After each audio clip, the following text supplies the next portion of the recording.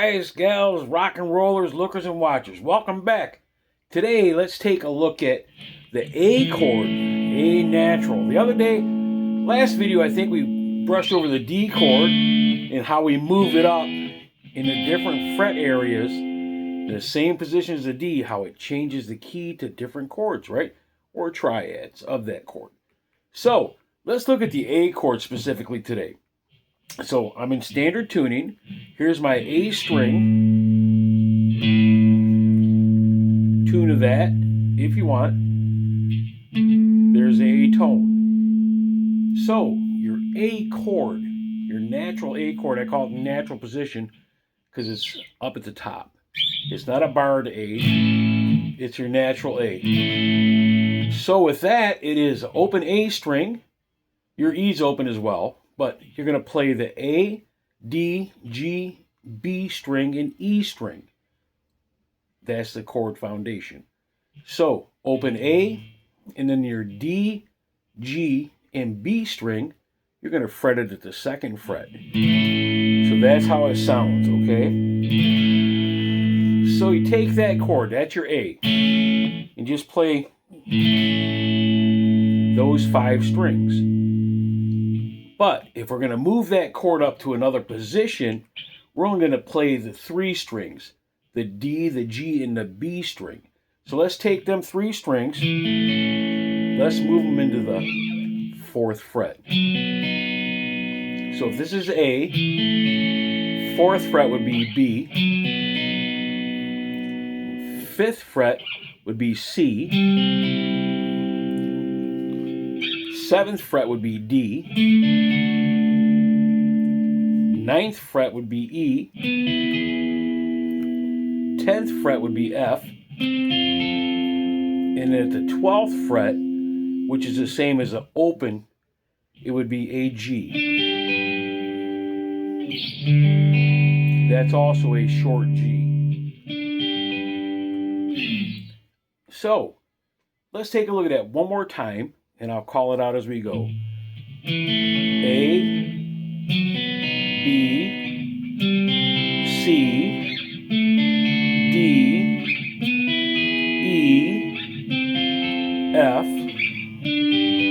G. So, the song Wild Thing is A, D, E. Most people play it with a barred A chord. That's an E barred at the 5th fret. If you want to play it a little differently, a little bit more spiritedly, you can do it just by making that one shape and moving it around, right?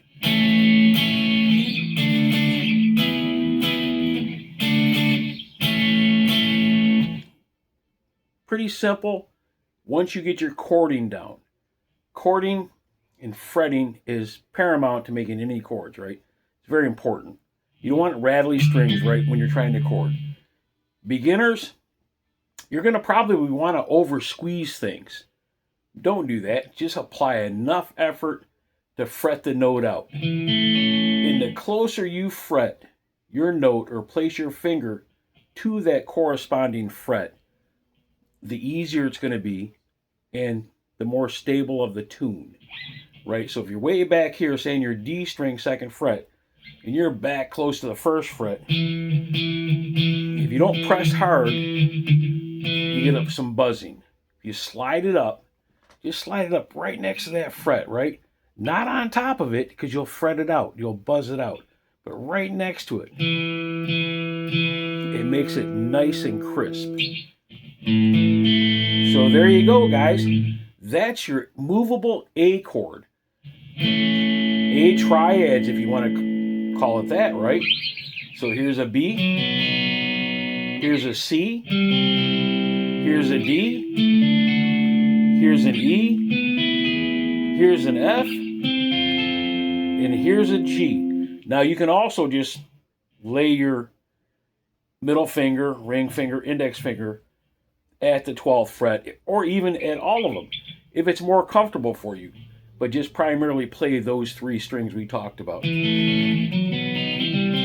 you notice I'm using my ring finger, but I'm supporting with my middle finger. So that way I don't have to push as hard. For sore hands, tired hands, people with dexterity issues, you got to kind of compromise the way you position your hands. It's hard sometimes to hold, for me, to keep my elbow tucked in. I got a bad shoulder joint. So I primarily play with my elbow extended out, which what does that? It tips my fingers. So sometimes I have to bar them, right?